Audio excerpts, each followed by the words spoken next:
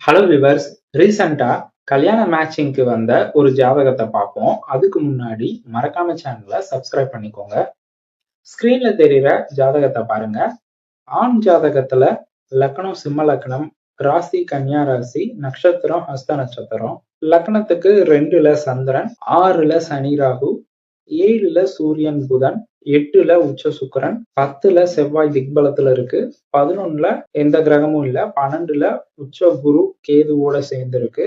இவருக்கு பிறக்கும் போது பாத்தீங்கன்னா சந்திர தசையில சுக்கிர புத்தி, இப்போ இவருக்கு குரு தசையில சுக்கிர புத்தி நடந்துகிட்டு இருக்கு. அடுத்ததா பெண் ஜாதகத்துல பாருங்க.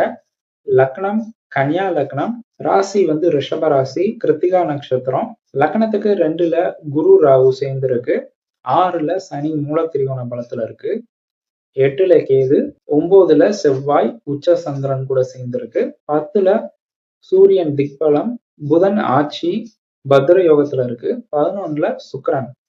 இங்க சுக்கிரனும் சந்திரனும் பரிவர்த்தனை ஆயிருக்கு. இந்த பொண்ணுக்கு பிறக்கும் போது சூரிய தசால கேது புத்தி நடந்துகிட்டு இருந்தது. இப்போ இந்த பொண்ணுக்கு ராகு தசையில சுக்கிர புத்தி நடந்துகிட்டு இருக்கு. இப்போ இந்த 2 ஜாதகத்தையும் வச்சு பார்க்கும்போது பாத்தீங்கன்னா 2 பேருக்குமே லக்னத்துக்கு 7ஆம் அதிபதி ராகுவோட பிடியில இருக்கு. ஆண் ஜாதகத்துல லக்னத்துக்கு 7ஆம் அதிபதி சனி ராகு பிடியில இருக்கு.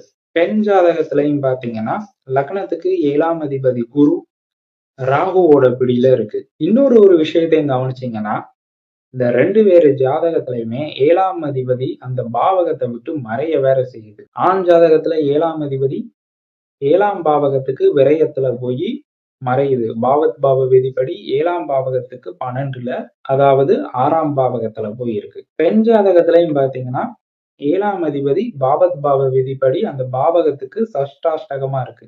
அந்த பாவகத்துக்கு 8ல போய் மறையுது. அதாவது லக்னத்துக்கு 2ல போய் இருக்கு. அந்த 7ஆம் பாவகத்துக்கு 8ல போய் மறையுது. சோ 2 பேரு ஜாதகத்திலையும் 7ஆம் அதிபதி ஒரு சிக்கலான அமைப்புல இருக்கு. அடுத்ததா பாத்தீங்கன்னா தசா புத்தி.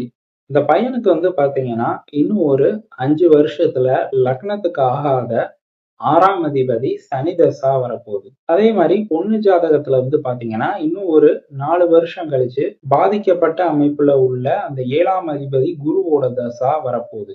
கோச்சாரத்திலையும் பாத்தீங்கன்னா இந்த பையனோட கன்னியா ராசிக்கு அஷ்டம சனி வேற வரப்போகுது. அந்த பொண்ணுக்கு பாத்தீங்கன்னா ரிஷப ராசிக்கு 7.5 சனி ஆரம்பமாக போகுது. ஸோ இந்த அமைப்பெல்லாம் வச்சு பார்த்தோம்னா இந்த 2 பேருக்கும் பொருத்தம் இல்லை. இவங்கள கல்யாண பந்தத்துல சேர்த்து வச்சா இவங்களால நிம்மதியா வாழ முடியாது. தசா புத்தியும் ஒத்துழைக்கல, கோச்சாரமும் ஒத்துழைக்கல. சோ இந்த ஜாதகம் பொருத்தம் இல்லாத ஜாதகம். ஆனா நட்சத்திர பொருத்தம் மட்டும் பாக்குற ஜோசியக்காரங்க எல்லாம் என்ன சொல்லுவாங்க, இந்த 2 ஜாதகத்துக்கும் 11 பொருத்தத்துல 8 பொருத்தம் இருக்கு, அதனால தாராளமா சேர்த்து வைக்கலாம்னு தப்பா பலன் சொல்லுவாங்க. ஆனா ஜாதகத்துல உள்ள பிளானட்டரி பொசிஷன்ஸ், தசா புத்தி, கோச்சாரம் இதெல்லாம் வச்சு பார்க்கும்போது இந்த 2 ஜாதகத்தையும் சேர்க்க கூடாது. இந்த 2 ஜாதகமும் பொருந்தாத ஜாதகம். வீடியோ பிடிச்சிருந்தா லைக் பண்ணுங்க, ஷேர் பண்ணுங்க, மறக்காம சேனலை சப்ஸ்கிரைப் பண்ணிக்கோங்க. ஜாதகம் பார்க்க விருப்பப்பட்டீங்கனாலோ அல்லது உங்களுக்கும் ஜாதக பொருத்தம் பார்க்கணும்னு விருப்பப்பட்டீங்கனாலோ ஸ்கிரீன்ல தெரியுற வாட்ஸ்அப் நம்பருக்கு கான்டாக்ட் பண்ணுங்க. தேங்க்ஸ் ஃபார் வாட்சிங்.